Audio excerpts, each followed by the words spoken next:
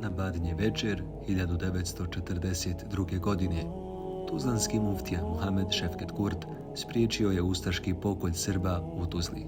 Naime, ustaški tajni odbor za istrebljenje Srba i Jevreja u Tuzli planirao je 6. januara 1942. na Badnje večer minirati saborni hram Uspjenja Presvete Bogorodice u ovom gradu i usmrtiti okupljene vjernike, a najavljene su i određene likvidacije.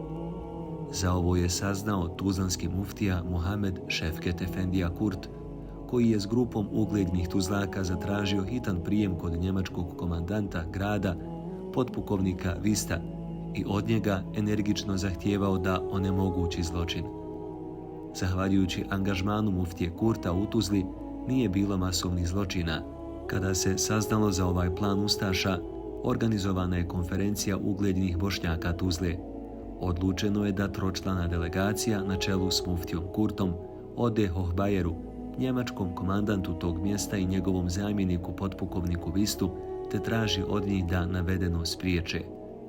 Kada je saznala koliko je protivljenje Bošnjaka ovakvim akcijama, njemačka komanda je pismenom naredbom zabranila ustašama da poduzimaju bilo kakve mjere odmazde bez njenog odobrenja.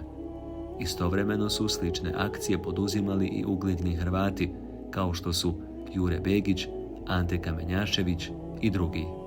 U nastojanju da učvrsti ovu odluku, muftija Kurt sa grupom uglednih Tuzlaka odlazi u Zagreb i traži da ih lično primi Ante Pavelić, poglavnik NDH. On to nije učinio, ali ih je primio ministar Andrija Artuković, od kojeg delegacija traži da ustaše ne diraju mirno srpsko stanovništvo. S dubokim poštovanjem mislim i na tuzlanskog muftiju Muhameda Efendiju Kurta, dinamičnog, plemenitog, neustrašivog čovjeka. Svoj zaista veliki ugled muftija je založio da bi spašavao ljude iz ustaškog zatvora.